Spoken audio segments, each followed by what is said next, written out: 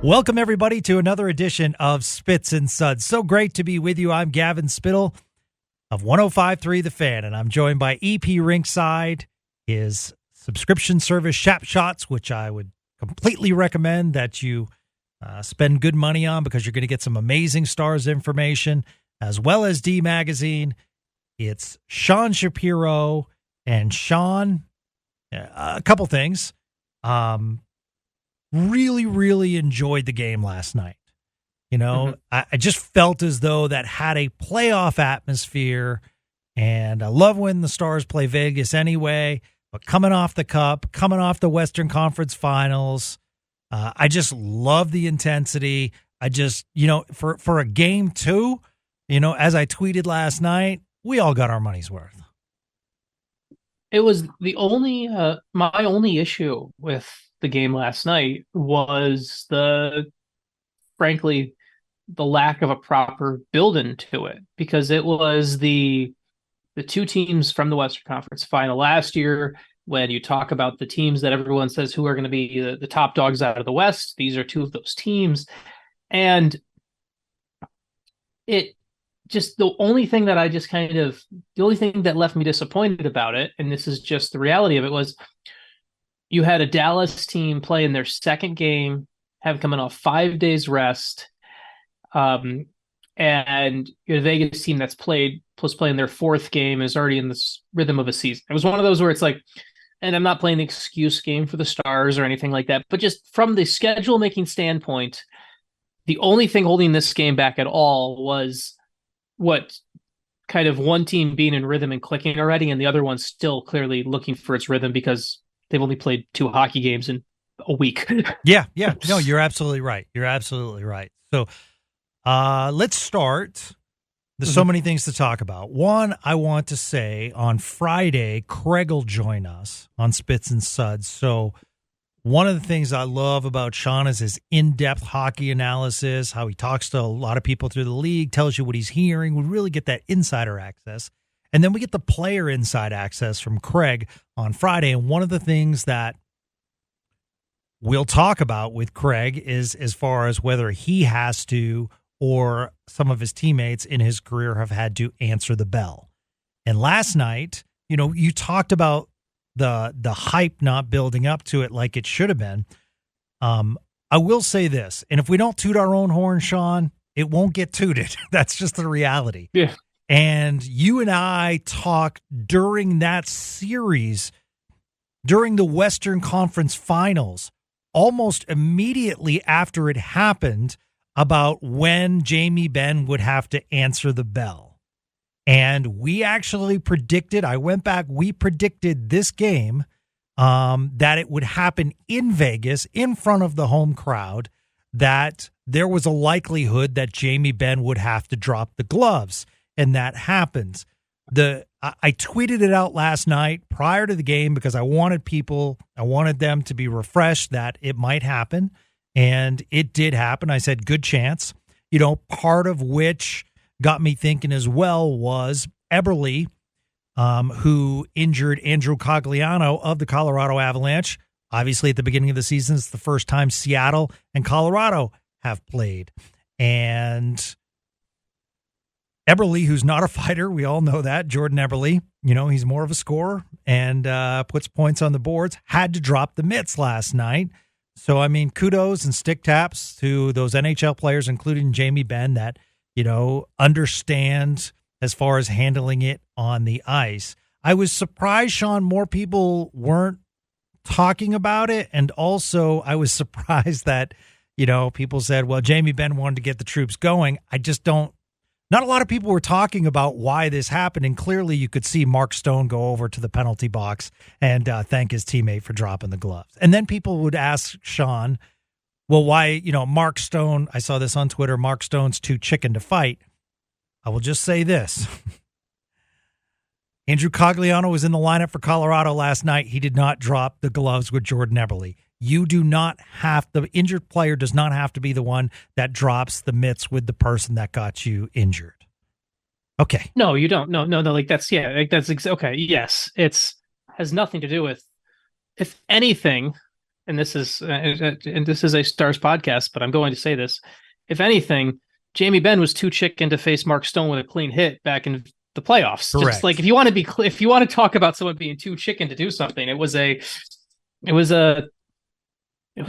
bad hit by Jamie Benn in the playoffs that was dirty and rightfully deserved 2-game suspension. Like, you don't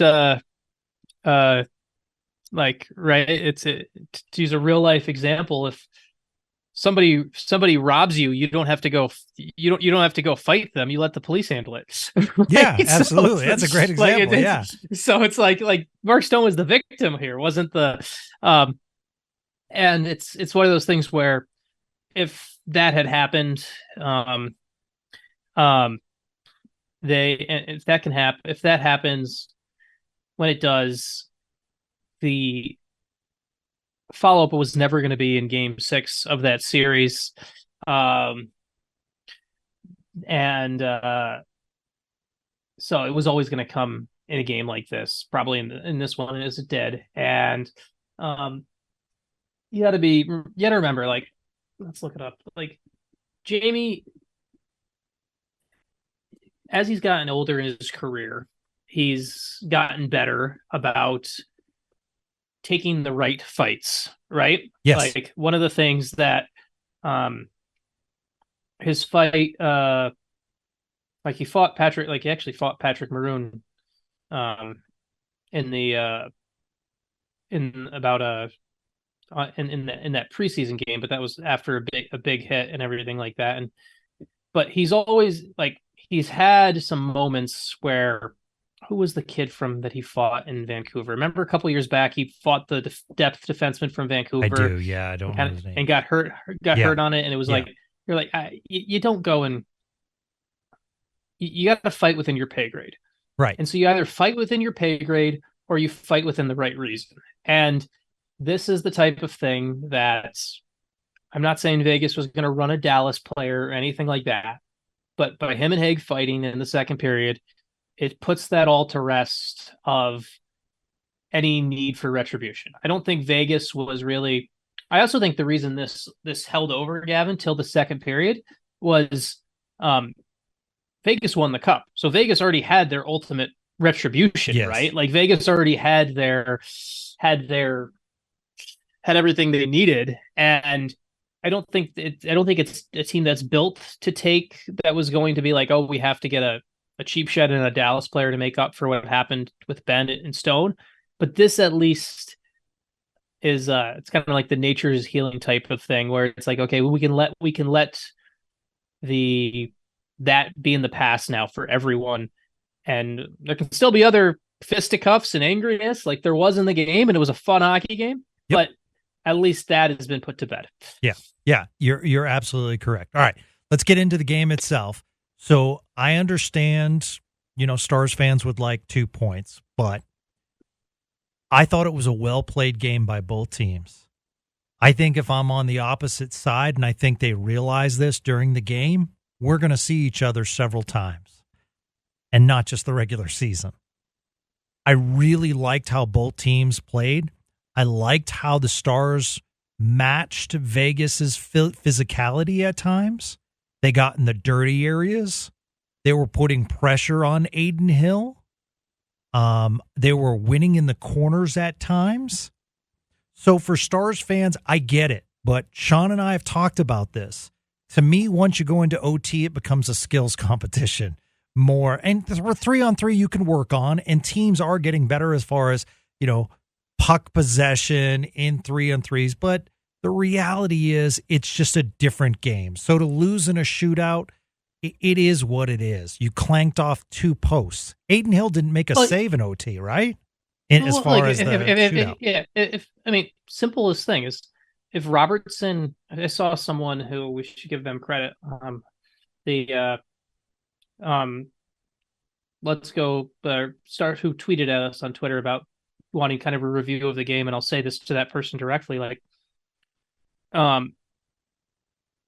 if Robertson and Hintz, if the shot goes in, everyone's like, oh man, they beat the cup champs. Yes. We talked about the title contender, it's that game. Like, regular season hockey, and I think we can't say regular season hockey, and I think we still have to maybe we have to change the goalpost a little bit and be like, because of how bad Dallas was in overtime last year, like you have to be a little bit more critical of overtime itself at times. But when a game goes to a shootout, you've done your job, and it's really a coin flip at that point. And so I this game for the Stars, they've taken 3 out of 4 points to start the season.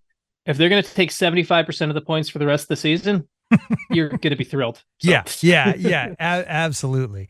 And I didn't see a lapse. I thought they played a full 3 periods. I thought Oettinger was clearly sharp, as was Hill. I think both of them made terrific saves.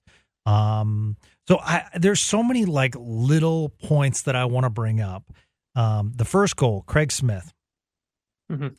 You know, everyone will see the rebound put in, but going back and looking at the aggressiveness going in to the corner and picking that puck and getting it to Tyler Seguin and maintaining possession away from the Vegas defenseman, you know, he deserved that goal because he's the one that created it. So we all see the Seguin pass, you know, and what we don't see is, you know, that's why I love rewinding and going through the whole play.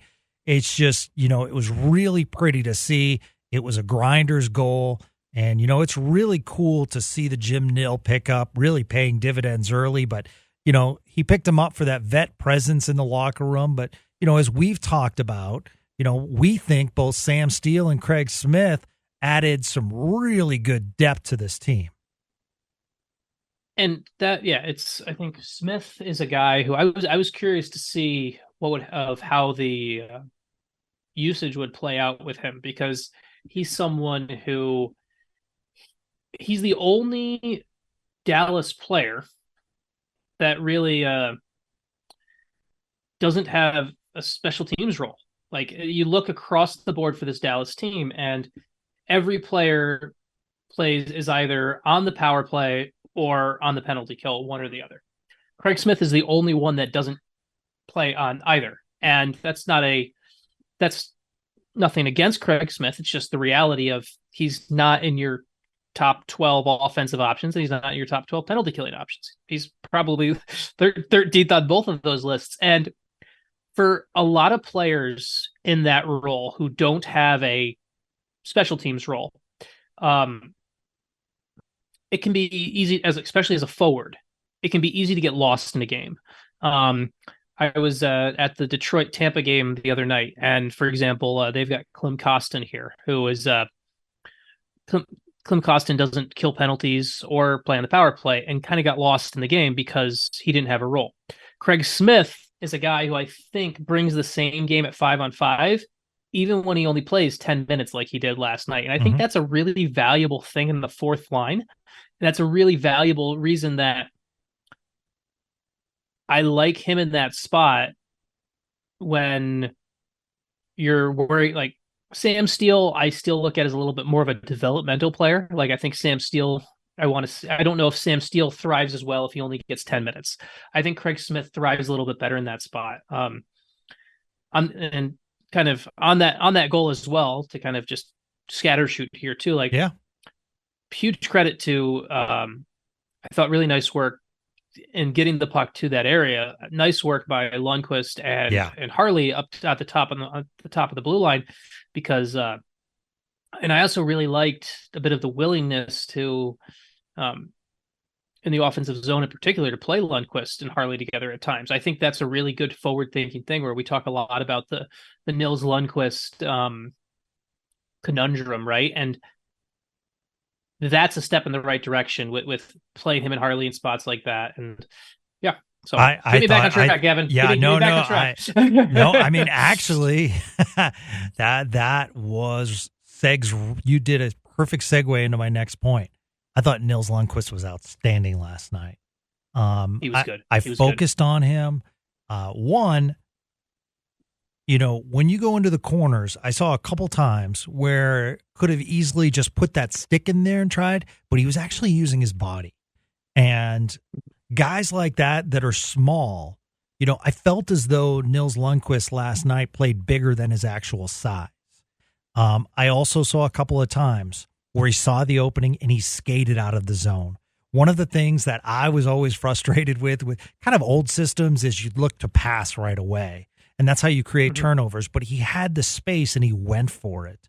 And he used his speed. And I also love the confidence and aggressiveness in the offensive zone. There was a cycle of, it was Ben, Johnston, Dadenoff, and Lundkvist was with Lindell. And they actually cycled in another line because they were spending so much time in the Vegas zone. Nothing came from it, but I thought it was a terrific shift, and Lundkvist was a big part of that. So, yes, we're just 2 games in, but I felt really good when he was on the ice last night. The other one that I felt good about last night was Ryan Suter. And Stars fans can go after Ryan Suter, and Sean and I think we agree we get it. But I think we've said on this program, if he was a third line pairing, that I think we'd be in pretty good shape. He was terrific on that 5-on-3 last night.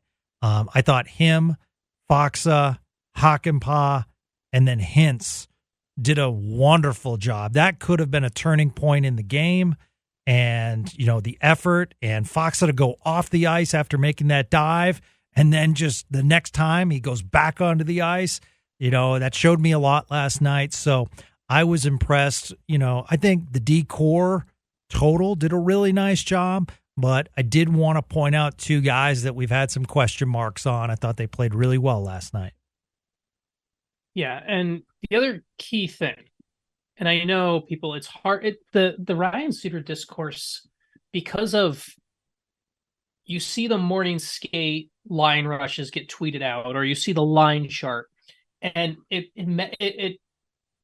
doesn't frame the Ryan Suter discourse properly, Gavin. Because like people see like, oh, he's playing with Miro, he's playing too much. Yeah, and I think like I've always made this joke before, but I think especially with defensemen, if we could not tweet out defensive pairings in the morning, we would all actually watch the game better and actually see how it plays out. Because like Ryan Suter, technically he was paired with Miro Heiskanen last night. But for me, I look at how guys got their time on ice. So yes, Ryan Suter was the 3rd most used Dallas Star last night, time on ice wise, 20:58. Well, and Yanni Hakanpää was 2nd at 21:16. Yanni Hakanpää, 3:25 shorthanded time. That's great. That means he's about 18 minutes even strength. That's fine. I'm happy with that. Ryan Suter, 3 minutes shorthanded time on ice, 9 seconds of power play, which was just at the tail end of a power play when there was a defensive zone draw, I believe. That means Ryan Suter was at 16 minutes of 16 minutes. About 17 minutes of even strength time. Miro Heiskanen, you take away his power play and shorthanded time, he's still about 21 minutes of 5-on-5 time. Thomas Harley didn't play special teams last night, was still the 4th most used player, 2023. Like Ryan Suter, and I say this, and I'm going to say this many times throughout the season, and I know that I'm going to. You cannot look at his placement on the line chart when it comes out. If you do that, you will get frustrated. You just can't do it. But if you go and you look at the usage and where that usage comes from, then things start to fit better, and you start to get a better idea for how you should break things down. To me, the bigger thing about role and time on ice, I see 90 seconds of power play time for Nils Lundkvist. I need to see 9 seconds of power play time for Ryan Suter. Things are in the right direction. Yeah. I see Esa Lindell, who frankly struggled quite a bit last night, actually, of all the defenders. You talked about the ones who were good. Esa Lindell, who struggled quite a bit. Esa Lindell played the least of any Stars defender to 5-on-5. There's a lot of coaches in the past who would not have made that type of decision. So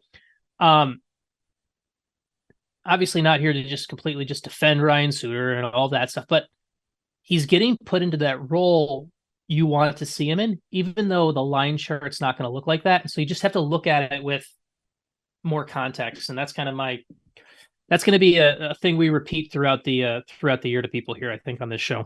Yeah.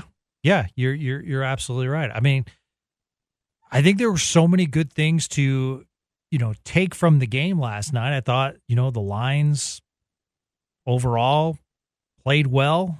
I know Mason Marchman got in a scrum, but, my focus is kind of going to be on him and see where he ends up. He needs to be better. He does need to be better overall. Yeah. We talk about someone who came into this year and we want to be critical, or you definitely need more from Mason Marchman than the fight maybe gets him going or whatever, but you need more from Mason Marchman. But I do really like that fourth line. And you could interchange Smith and Steele, but Faksa and Dellandrea, that's a pretty decent fourth line. And I think they can bring a lot to the table. And, I think that's a good role for Radek Faksa, like we talked about on previous podcasts, being a fourth line center. And what he brings. And, as mentioned, he goes on the ice a lot of times, takes the face off, and then goes off the ice. So, I think they're using his strengths. And it's another one of those where, work on giving as a listener and a viewer of the Stars, work on yourself giving the proper context. If you think about Radek Faksa as a fourth line player and don't look at the cap sheet and how much he's getting paid, you're pretty happy with how things are working out. Just basically take the approach you've taken with Jamie Benn's salary, and that allowed you to be happy with the Benessons last year and his play, and kind of apply it to Radek Faksa. You can't control the salary now. He's not going to, unless it's hard. It's going to be hard to see him getting traded in season just because Jim Nill's a very loyal man. But so even with all of that, if you can just look at him as a fourth line center playing this role, it fits. And that's I think that's an important thing. And I think we're going to be using the word context a lot on this show with the Stars for this year, because it's one of those seasons it's so fun because they are expected to be having, Gavin, in 6-7 months from now, we're going to be breaking down 7 games against Vegas. I feel pretty confident at some point these two teams are going to be in the playoffs, and it's going to happen. Before we get there, there's going to be a lot of in between stuff, and it's finding all the context and how this season plays out. So the Stars team here is at its best to win 4 of 7 against Vegas in the spring. Yeah. And I see things that are going in that right direction. It's only 2 games, but I see things when it comes to coaching usage, when it comes to how certain guys are stepping up already. I'm pretty happy about where they are, especially after last night. Last night would have been it could have been an easy blow it up game. Yeah. 5 days off. Vegas is at home, has got rhythm. Vegas easily could have come in and blown them up. And you would have been like, this is one of those that happens. And they didn't let that happen. They still got the point. They came in. It's funny. I'd say this so many times on this so far. It's only 2 games, but a lot to like about Dallas right now. Absolutely. You're right. He's Sean Shapiro. I'm Gavin Spittle. You're listening to Spits and Suds. Before we get to some listener questions / comments, Sean, you have a game now Thursday against Anaheim, and then a game on Saturday against Philadelphia. How would you go goaltending-wise, because it's early in the season? I kind of thought about it this morning, and I thought to myself, I'll go, because I don't like to pull goalies, especially when they're playing really well. I wouldn't mind if DeBoer decided, get the 2 points, put Oettinger, or give yourself the best opportunity to get 2 points, Oettinger in Anaheim, come home Saturday against the Flyers, and that might be the first game for Wedgewood. I disagree on Wedgewood's playing time, because I think Wedgewood needs to play Thursday. Okay. And I would say it this way, because for the exact same reason you said I don't like to pull goalies when they're playing well. This is where Jim Nill and the Stars' long-term vision needs to come into play and kind of come into play. They need to, if say Jake Oettinger goes and posts a 35-save shutout against the Ducks on Thursday, you're like, oh, we got to play him Saturday. All of a sudden, you're running into a problem where Scott Wedgewood, you could easily get yourself into the trap of not playing Scott Wedgewood in the entire month of October, and all of a sudden, I think there's a back-to-back the first weekend of November, and all of a sudden you're like, okay, well, now we need him. Mm-hmm. And it's a back-to-back against Calgary and Edmonton. I think you have to play Wedgewood on Thursday, in my view. The Ducks are not a good team. You want your backup to get some road tests early because they're going to play some uncomfortable games, but you also want to make it in a spot where it's not against a great team. And so for my money, I'm playing Wedgewood on Thursday because I think that's the greater good for the Stars in the long run. I think that's how I would play it. I also think Jake Oettinger would be understanding of that. That's something where, as much as he wants the net every night, Stars goalie coach Jeff Reese has got to be like, look, Jake, you're going to play 55, 60 games this year. You're going to play Saturday night at home. Here's the only way I would play Oettinger on Thursday is if you gave Oettinger the choice of which game he wanted. If I'm like, and I don't know if they'll do that. I don't know if they would do that or not, but like if I'm the coaching staff, my gut tells me it's better to play Wedgewood on Thursday. But if I'm the coaching staff and I want to treat Jake Oettinger like a number one, like a top 5 goalie in this league, and I want to give him some control of his schedule and all of that stuff, yada, yada, yada, I would just go to Oettinger and be like, hey, do you want to play on the road Thursday in Anaheim, or do you want to play at home Saturday in Philly? You're only getting one of them. That's the only way I would play Oettinger on Thursday if you let him make the choice of which game he's sitting. Otherwise, I'm going Wedgewood using my 200-foot away coaching lens. Yeah, I was just putting stock into, is it easier for a backup to go in for a home game? And it probably is, but the other thing about backup goalies is you have to get used to backup goalies play tough situations. That's kind of the reality of the role of the backup goalie. Your job is to come into tough situations. You get the second game of a back-to-back. You get the night the team's tired and everything like that. And so I would, as a backup goalie, you still need to give him some challenges to come into things. And I think that's why you trust Scott Wedgewood, and that's why they didn't make some other moves to bring in another backup. And so I get what you're saying, but I also think there's also value in making Scott Wedgewood's first start an actual test, because Philly's not a good team either. Yep. All right. At Stars Fan 1994 says, the Vegas Golden Knights gave me PTSD as they tied it late in the third to win an OT. I mean, wonderful tip by Carlson, especially how far out he was. That was Pavelski-like. Both goals, I don't think Oettinger saw the first one. I mean, we could barely see it from, different camera angles. And then the second one, a wonderful tip. Looking forward to a cathartic recap on Spits and Suds. A lot more hockey to play, but that game reopened some scars way too early. Big thanks to you and Sean for bringing the hockey talk on the regular. I would say to you, my friend, Stars Fan 1994, I understand it reopened some scars. I think it actually closed some scars for me, because last night I saw the Stars go toe-to-toe with what the Vegas Knights are going to be. Granted, some injuries on their blue line, but, they went into Vegas, and I think they did a lot of good things. So while I can understand that it was an OT loss, like we talked about earlier, Sean, I think you should be in good shape. Absolutely. Yeah, and the thing about the 2 Vegas goals, well, let's talk about this with those 2 Vegas goals. They're both, that is how Vegas wins games. Vegas wins games differently than the Stars. Vegas is a big pressure, pucks back to the point, funnel through for tips. The Stars do have a lot of tips, obviously, too, but the Stars are more built on building off the rush and everything like that. So, Vegas' goals are how Vegas wins games. That's who they are. I don't. If you want to get a little nitpick a little bit, I don't like that no one picked up Carlson cutting through the zone. That's one of those where I'd like to see a defender step up on him in that.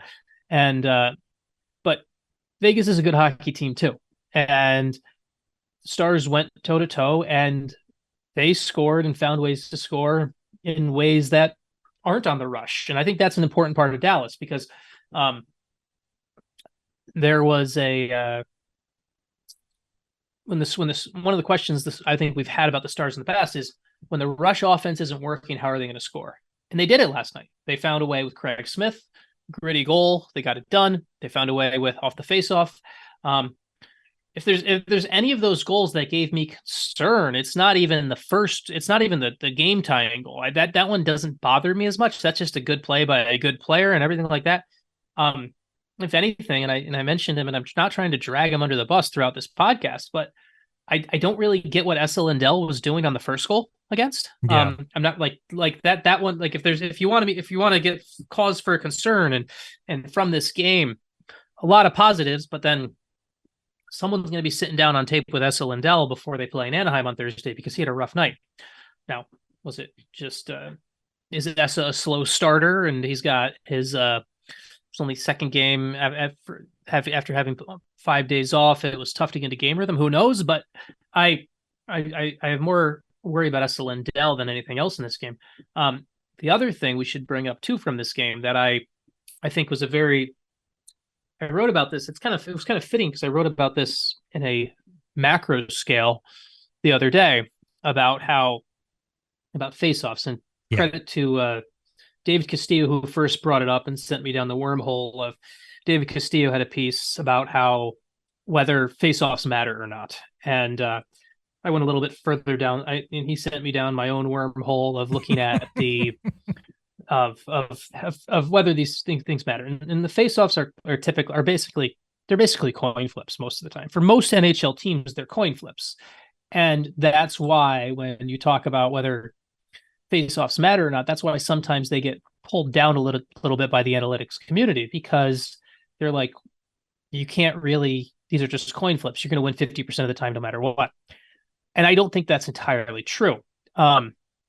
The Stars, for example, are a very good faceoff team.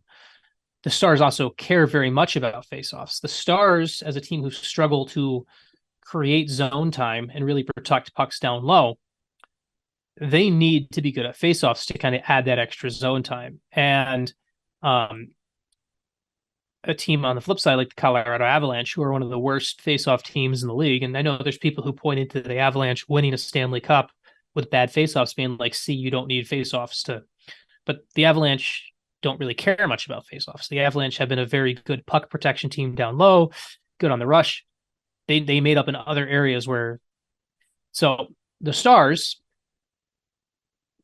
in close games like the one they played against Vegas last night, going into that coin flip with effectively a weighted coin in your favor, like if you're going in 56% of the time as opposed to 50-50, that's where you get the goals. That's where you get the goals in the close games. And I thought it was a really good example last night of how over the course of an 82 game season, being 2 or 3% better on faceoffs or whatever may not feel like a lot. But when you look at the narrative of a season, when you look at how things play out and how things build, without being that 2 to 3% better on faceoffs last night, you don't get the point in Vegas.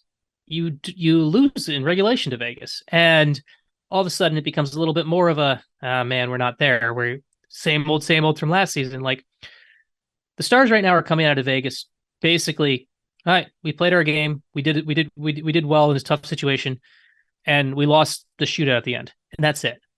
There's no negative feelings. And a lot of that goes back to being better on faceoffs.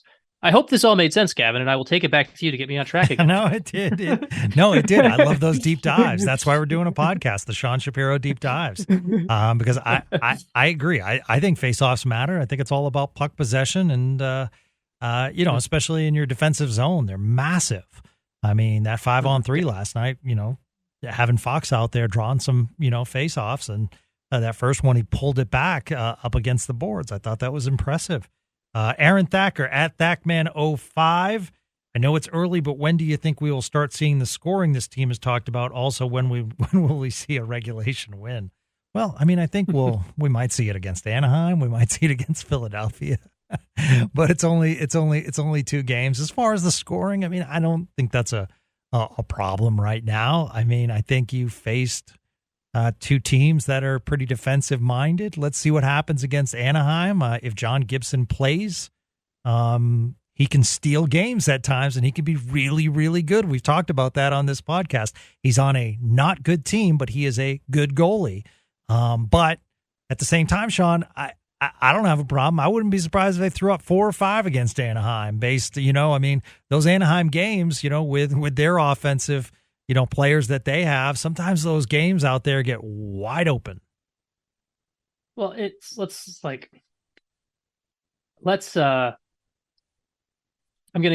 was just kind of crapping on analytics, not crapping on it, but I was kind of going at analytics a little bit before about how sometimes I think the face-offs get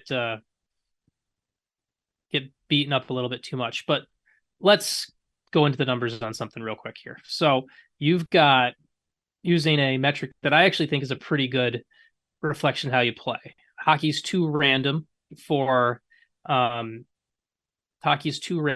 to completely use it as a end-all be-all. It's why baseball is a easier to break down sport analytically than hockey in general. But through 2 games, and I'm using my numbers from Natural Stat Trick here. And so for a quick note for everyone here, expected goals for, if you may see that stat, and I think it's actually a pretty good stat that shows how teams play.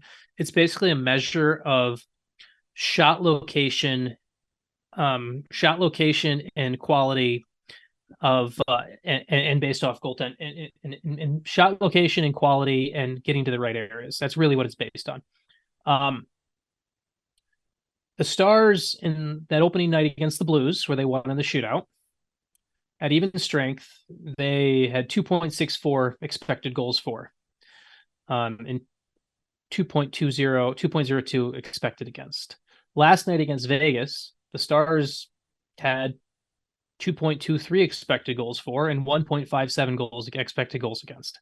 Dallas outplayed Vegas last night. Like when it came down to at even strength. Now Vegas got them on special teams a little bit there, but at even strength, Dallas was the better team. They created more chances. They had 12 high danger chances for, only let up 6.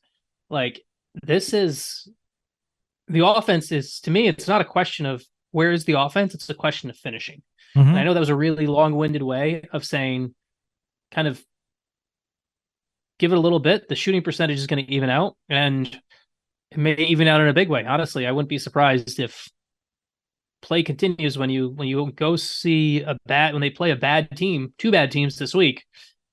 There could be a lot going the other way. So yeah, and once again, what I mentioned at the top of this podcast is that I liked how they were getting in tight and they weren't just shooting from the corners and settling for that easier shot. They put some pressure on Hill. They got in front of him, and that's how Smith got that first goal, cleaning up off a rebound when there was kind of a hectic few players in front of the net. So I like that they're doing that. And I think that will also increase their scoring chances. Fuzzy Wuzzy Boom Boom had a couple of follow-ups. When I was talking about Nils Lundkvist, he said he's definitely improved, but his smaller stature is still an issue when going up against bigger players in the league. Notice the Blues game, he was able to put a body on somebody, but when the big boys actually wanted to move Nils, they had no problem throwing him. I mean, that's going to happen with a lot of players.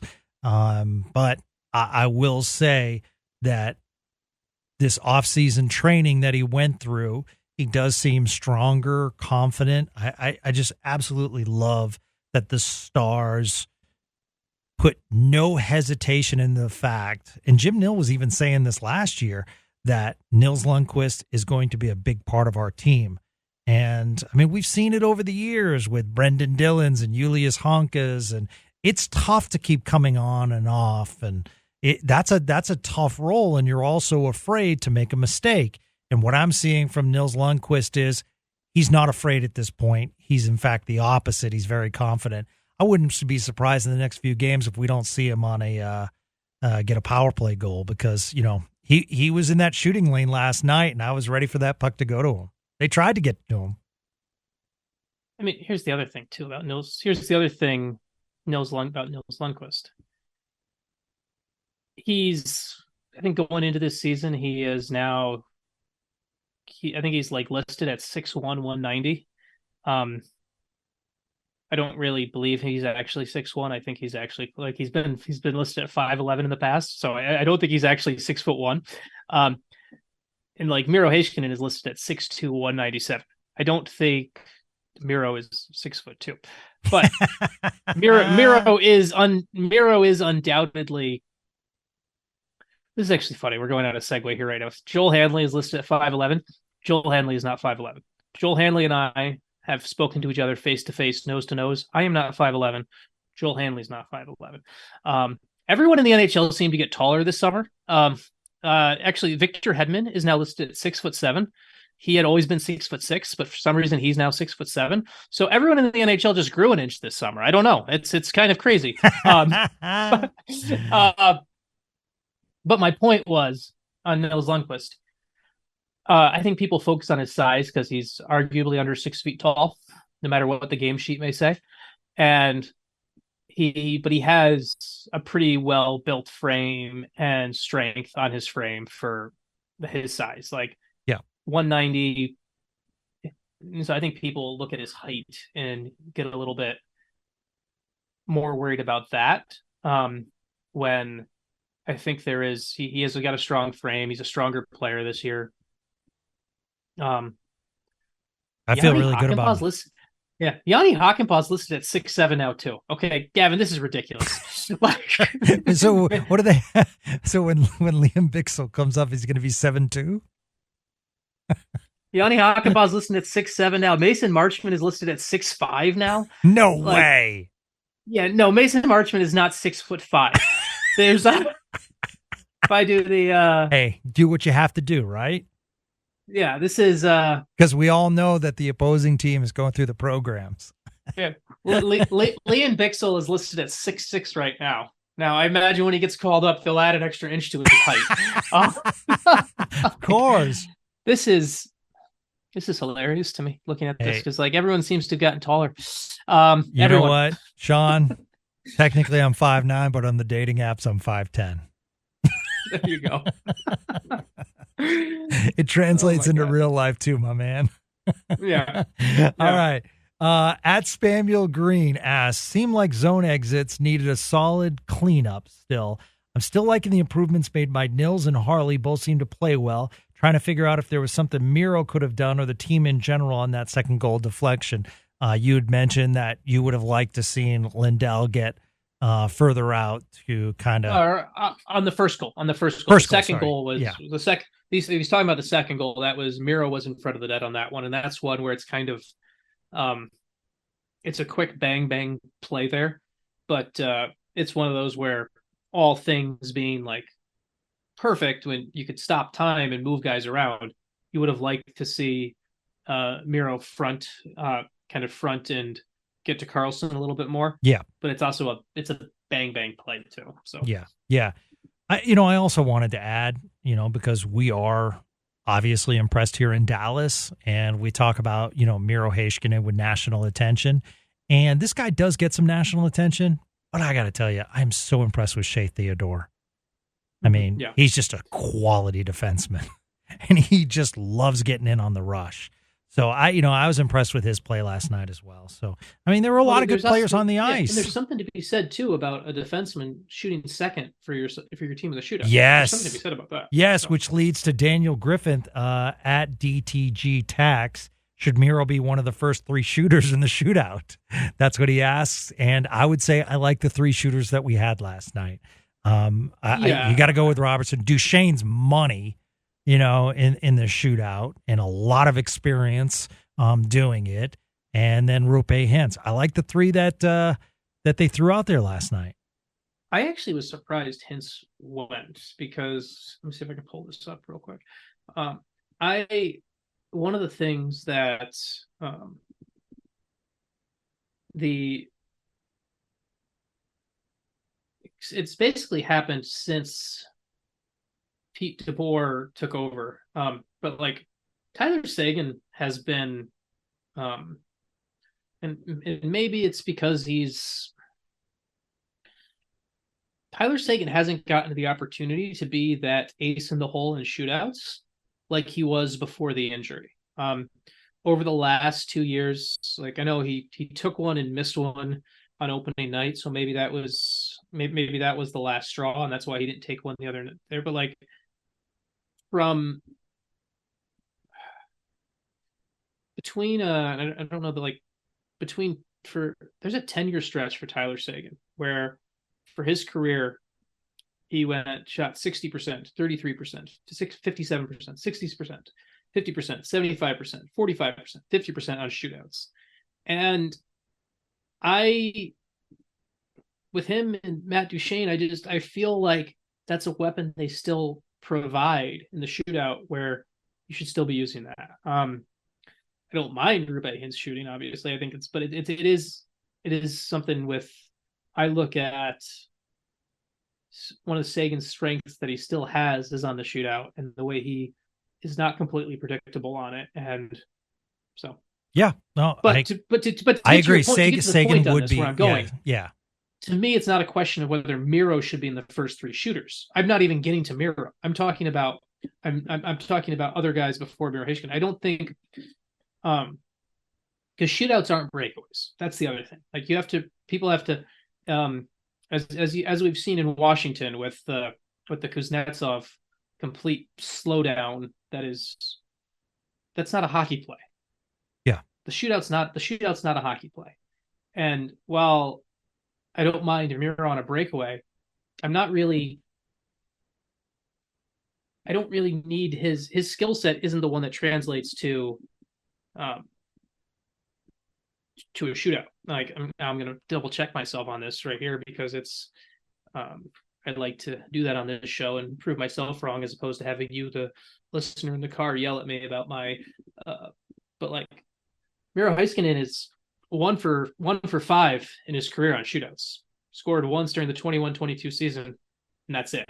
Like I don't really, and he's also so. Anywho, yeah. K Twiz, I love the Stars' aggression tonight. Do you think Dallas can keep up the physicality this season and add it to their game? That's my Spits and Suds question. K Twiz, you're a great tweeter during Stars games. Appreciate you being a turn it on, leave it on listener as well. I don't know if it'll keep it up, but I think both of us will always check the box that says physicality can certainly, because what it does is it creates opportunities as long as you do it smartly. You know, if you work in the corners and you're physical, you know, you can create some turnovers. If you press their D-men, you're going to create some turnovers. And, you know, likewise in your defensive end, you know, you can tie up your man. So sure, I think physicality is a great part of the game. And, you know, I think they're better when they're physical. I think Sevi pointed it out last night on the TV broadcast that he likes them when they're more physical. Yeah, it's. I think they will be a more physical team in general this year. As much as it's also, I'm interested to see their physicality in the game when they haven't had 5 days to ramp up. That's when physicality really gets tested. It's when the schedule's not easy. That's when life gets tested. So yeah, absolutely. And then the final tweet at Sport McGee 1. So I had tweeted out after the game, Sean. I said that was fun. Appreciate all of your interactions. Team looked good. Fresh Spits and Suds Vegas recap will drop tomorrow if you have any follow-up questions. And he said, disagree that the team looks good. They've had decent 10-minute spurts, but that Vegas team is missing 3 of their top 6 defensemen, and that was pretty evenly matched, pretty disappointing effort, honestly. And Greg, I hope you're listening now, and hopefully you support Spits and Suds. And all I can say is we just watched 2 different games, and I know Vegas was down, but I mean, I still think if you, first of all, going in, maybe against Anaheim, you could say a disappointing point, but points on the road are still precious commodities. And I think that's sometimes forgotten. And going into the defending Stanley Cup, which champions, which by the way, were undefeated and had a lot of momentum and are one of the Stanley Cup favorites to go in there. I thought they matched up with them pretty well, and they lost in a skills competition at the end. But, I thought it was a good game overall. Yeah, I'm agreeing with you, Gavin. I don't I have a hard time finding fault in that game.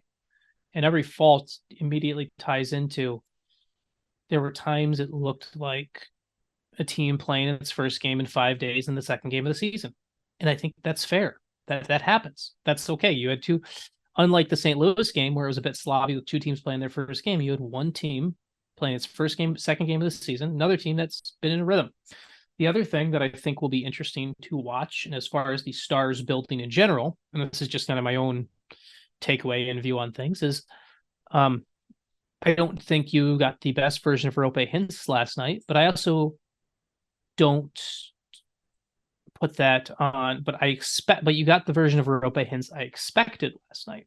Robertson Hintz has a tendency, just as a player, he has a tendency when he comes back from injury to kind of go all hero ball, where he tries to basically be the guy and acts by himself a little bit. And then it takes about 3 to 4 or 5 periods maybe to get back into a rhythm with his line.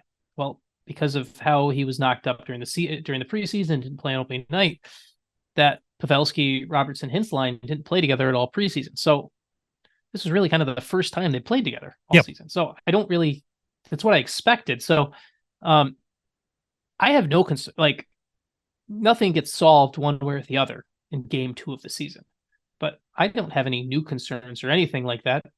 I may, if Vesa Lindell's current state of affairs continues to play that way, but other than that, like, I don't look at this game and be like, I got to get worried about this. No, I look at that and like, no, I still feel good about predicting a Dallas-Vegas Western Conference final again. Yeah. Now, Jordan Harper did ask about number 5, and Jordan, I just wanted to give you a shout out. You're a loyal Spits and Suds guy, but as you've listened, you could tell that we've talked a lot about Nils Lundkvist, and we're both very happy. So, Sean, two games ahead against two opponents that are kind of in the rebuilding stage, so hopefully we can collect some points. I did want to ask you, it's never too early, folks, with the holiday coming, to support Sean and his family. So, by the book, We Win Here, which is a collection of stories from the Texas Stars franchise and the Dallas Stars. And by the way, it's so great how many people are retweeting every Logan Stankoven goal. Every time he does something in Texas, people are going crazy. Time will come. Time will come. But those kinds of stories, as far as Texas story and the history of Texas, and some of the players that are currently with the Stars or have played with the Stars and played with the Texas. It's just a cool book. And I wanted to ask you, how did you come up with the concept of you and your partner writing this book? Because it is unique, because a lot of people just focus on, one club, and that would be the Dallas Stars. And you've done that in a previous book talking about the Dallas Stars history and everything you should know. And that's a great book as well. But I definitely found what was interesting in this book is the relationship between Dallas and Texas and the various stories in between. Yeah, I mean, so it's the book itself, and I appreciate the chance to plug it as always. But the book itself was kind of one of those things that started with Stephen Meserve and I have always had these conversations about Stars and Texas, and Stephen, who runs 100 Degree Hockey, is we still to this day. Texas actually right now, it's funny, as we're recording this, Texas is playing a school day game against the Chicago Wolves right now, and Stephen and I have been and Stephen's been texting me about that game. So he and I always are going back and forth and talking about about the Texas Stars and how it applies to things. And so we just kind of took conversations over beers, conversations in general, and just like, hey, let's sit down and write something. And that's kind of how it all came together. And I'm personally a big believer that the AHL often gets kind of forgotten in media coverage. And this is not to single out anyone else's media coverage or anyone, but I felt like my coverage of the sport and my coverage of the league are better when I understand the entire dichotomy, the entire landscape. And that's vital to understand the AHL. I'm actually going to go this weekend. Like, here's a perfect example, Gavin, of how my silly brain works. For EP Rinkside, I'm going on Saturday. I'm going to Chicago on Saturday for the Blackhawks home opener to kind of witness the Connor Bedard circus in person, right? But on Sunday, another circus, and the Texas Stars are part of it. The Chicago Wolves are an AHL team this year without an NHL affiliate, playing in Chicago. It's a 2:00 game on Sunday, and I basically have decided I'm going to that game as well, because in order to better understand this professional hockey world, we have to understand all of it, and not just when guys show up from the call up or whatever. And I think that's a key thing to better covering this sport, better understanding where guys come from. And we should at some point, I want to give him time, Gavin. Like, I know people keep retweeting the Logan Stankoven goals, but I want to give him some time before at some point we should do a complete profile on Logan Stankoven's AHL game.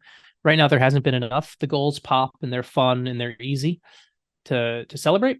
But I'd also like to be able to go through and maybe after a month in the AHL, give an idea of the entire picture of what like Logan Stankoven is doing or isn't doing, and not just the goals, because there is so much more to the development process than putting the puck in the net. Obviously, that will take him very far.